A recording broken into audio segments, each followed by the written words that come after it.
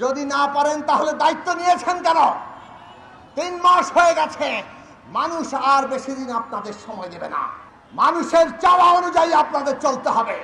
অন্তর্বর্তী সরকারকে বলি, অভ্যুত্থানের উপর দাঁড়িয়ে আছেন আপনারা, রক্তের উপর দাঁড়িয়ে আছেন। 3 মাস পার হয়েছে, এখন পর্যন্ত জানমালের নিরাপত্তা প্রতিষ্ঠিত হয়নি। এইভাবে চলতে পারে না।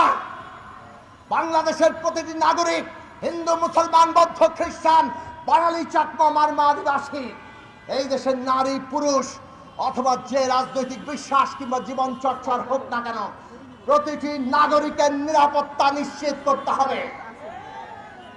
যারা আমাদের সন্তানদের হত্যা করেছে, 15 বছর ধরে গুম, খুন, লুটপাট করে $1 বিলিয়ন, $100 বিলিয়ন পাচার করেছে, এদেরকে গ্রেফতার করে বিচার করতে হবে।